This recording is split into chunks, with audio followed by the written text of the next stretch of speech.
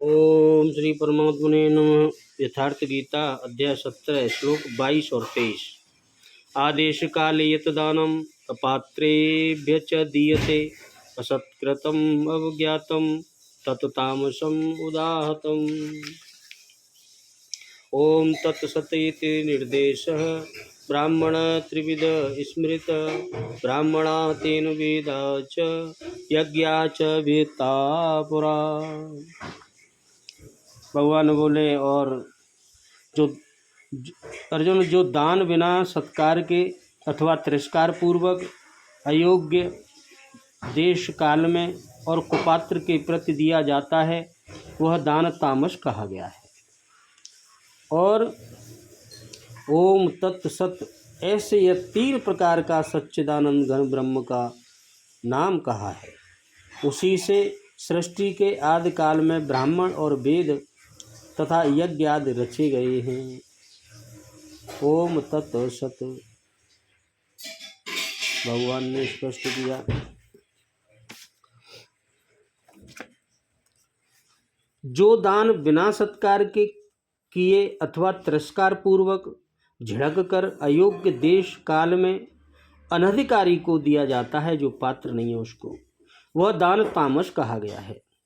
पूज्य महाराज जी कहते थे, कुपात्र को दान देने से दाता नष्ट हो जाता है, दान नहीं देना चाहिए कुपात्र को। ठीक इसी प्रकार श्री कृष्ण का कहना है कि दान देना ही कर्तव्य है, लेकिन देश काल और पात्र के प्राप्त होने पर बदले में उपकार न चाहने की भावना से उदारता के साथ दिया जाने वाला दान सात्विक है। कठिनाई से निकलने वाला बदले में फल की भावना से दिया जाने वाला दान राजस है।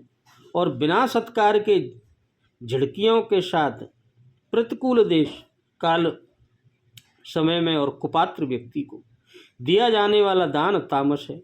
लेकिन दान ही किंतु जो देह गेहूँ इत्यादि सबके ममत्व को त्याग कर एकमात्र इष्ट पर ही निर्भर है, उसके लिए दान का विधान इससे और उन्नत है।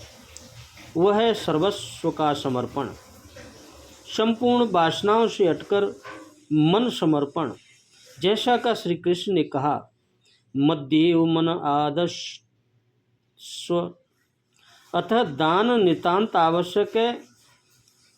अब प्रस्तुत है ओम तत् और सत का स्वरूप।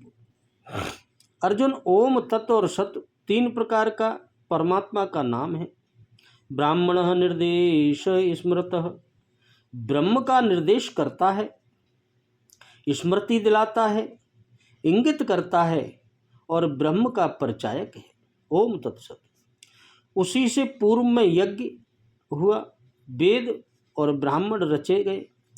ओम तत् और सत, ये यज्ञ वेद और ब्राह्मण की रचना हुई है। अर्थात यज्ञ वेद और ब्राह्मण ओम से पैदा होते हैं, यह योगजन्य है। ओम के सतत चिंतन से ही यज्ञ होता है। यज्ञानाम जप यज्ञोऽस्मि। यज्ञ होने लगा तो साधक के हृदय में भगवान के निर्देश उतरने लगते हैं। वहीं साधक के लिए वेद है और उन निर्देशों पर चलते हुए ब्रह्म के साथ एकीभूत होने पर वह ब्राह्मण हो जाता है। इस प्रकार ओम से ही यज्ञ, वेद और ब्राह्मण उत्पन्न होते हैं। ओम माने वह अविनाशी परमात्मा, अहम माने आप स्वयं। उन परमात्मा का निवास आपके हृदय देश में है, जिससे आप बाहर भटक न जाएं। ओम तत्व और सत के द्वारा यज्ञ की उत्पत्ति है। योग विधि यज्ञ है, साधन पद्धति यज्ञ है। यह यज्ञ तो क्रियान्वित करना ही गीता का नियम कर्म है। यज्ञार्थात् कर्म मणोऽन्यत्र लोकस्यं कर्म बंधन। यज्ञ के अतिरिक्त जो कुछ भी किया जाता है वह इसी लोक का बंधन कर्म है, इसी लोक में बांध कर रखने का उपाय है। गीता अध्याय 4 में यज्ञ का स्वरूप बतलाया गया है। जिसकी एक निश्चित विधि है, जिसका आचरण यदि आप करेंगे तो आप में वेद उतर आएंगे। उस परमात्मा की अपरोक्ष वाणी का नाम वेद है। वेद अपरोक्ष है। वेद किसी पुस्तक का नाम नहीं है। जहाँ श्रद्धा के साथ आपका संबंध परमात्मा से जुड़ा, अपरोक्ष वाणी आने लगेगी। उन्हीं परमात्मा के संरक्षण में चलते हुए क्रमशः उन्नत स्तर पार करते हुए जैसा गुणों का दबाव है वैसा हो, उनके निर्देश में चलते हुए साधक वहीं पहुंच जाता है जहाँ परात्पर ब्रह्म है, सभी जिसके अंश हैं। साधना उन परमात्मा के सम्मुख आपको खड़ा कर देती है।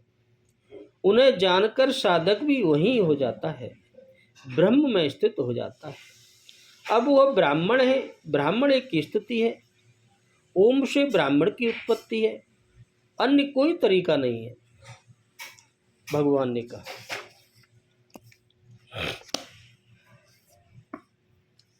बिना सत्कार दिए गए जाने वाले दान का स्वरूप क्या है?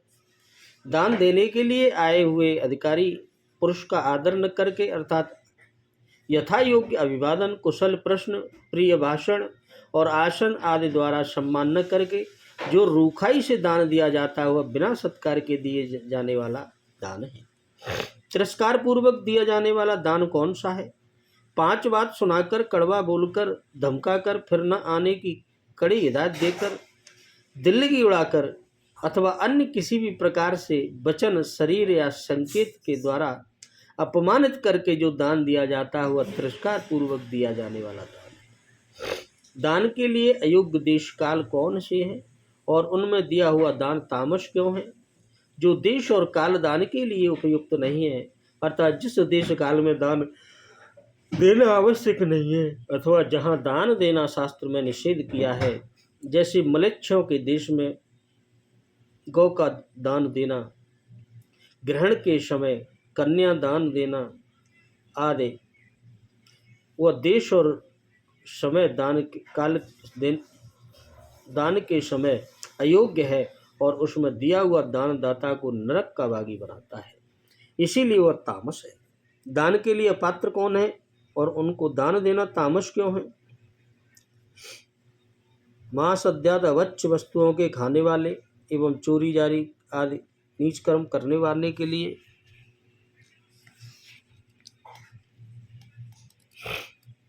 जिन मनुष्यों को दान देने की आवश्यकता नहीं है तथा जिनको दान देने का शास्त्र में निषेध है, जैसे धर्मध्वजी, पाखंडी, कपट वेशधारी, हिंसा करने वाला, दूसरों की निंदा करने वाला, दूसरों की जीविका छेदन करके अपने स्वार्थ साधन में तत्पर रहना, बनावटी, विनय दिखाने वाला, मद्यमाश आदि अवच्छ वस्तुओं का भक्षण करने वाला, चोरी, व्यभिचार आदि नीच कर्म करने वाला, ठग, ज्वारी और नास्तिक आदि वे सब दान के लिए अपात्र है तथा उनको दिया हुआ दान व्यर्थ और दाता को नरक में ले जाने वाला होता है, इसीलिए वह तामस है। यहाँ भूखे, प्यासे, नंगे और रोगी आदि आर्थ मनुष्यों को अन्न, जल, वस्त्र और औषधि आदि देने का कोई निषेध नहीं समझना चाहिए। ये सबको दे सकते हैं आप। भूखे को, प्यासे को, नंगे को, रोगी को, आर्थ को, मन, वो भी अन्न, जल, वस्त्र और औषधि। इस प्रकार सात्विक योग्य तप और दान आदि को संपादन करने योग्य बतलाने के उद्देश्य और राजस तामस को त्याज्य बतलाने के उद्देश्य उन सब के 3 भेद किए गए। अब वे सात्विक यज्ञ, दान और तप उपादेय क्यों हैं, भगवान ने उसका क्या संबंध है तथा उन सात्विक यज्ञ, तप और दानों में जो अंग वैगुण्य हो जाए उसको पूर्ति किस प्रकार होती है, यह सब बतलाने के लिए अगला प्रकरण आरंभ किया है। जैसे ब्रह्म अर्थात सर्वशक्तिमान परमेश्वर के बहुत से नाम हैं, फिर यहाँ केवल उनके 3 ही नामों का वर्णन क्यों किया गया है?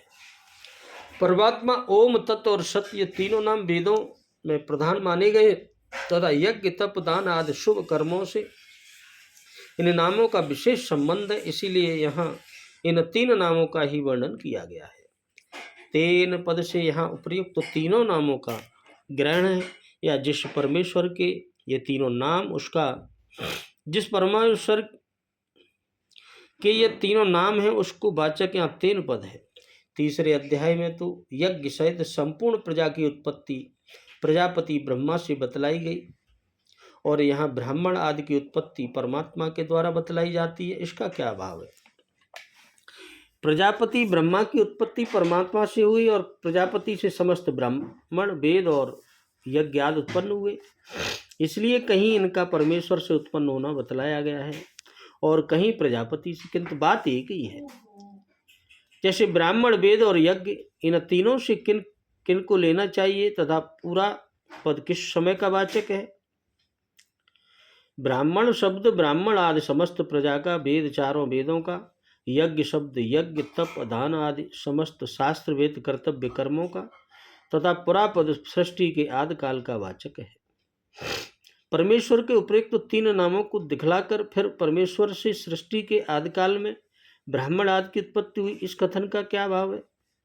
इससे यहाँ यह अभिप्राय समझना चाहिए कि जिस परमात्मा से समस्त कर्ता कर्म और कर्म विधि की उत्पत्ति हुई है, उस भगवान के वाचक ओम तत् और सत ये तीनों नाम हैं। अतः इनके उच्चारण आदि से उन सब के अंग व गुण्य की पूर्ति हो जाती है। अतः प्रत्येक काम के आरंभ में परमेश्वर के नामों का उच्चारण करना परम आवश्यक है। परमेश्वर के उपयुक्त ओम और तत् सत इन तीनों नामों का यज्ञ दान तप आदि के साथ क्या संबंध है, ऐसी जिज्ञासा होने पर ओम के प्रयोग की बात अब आगे बताएंगे। बोलो राधे राधे, जय जय श्री कृष्ण।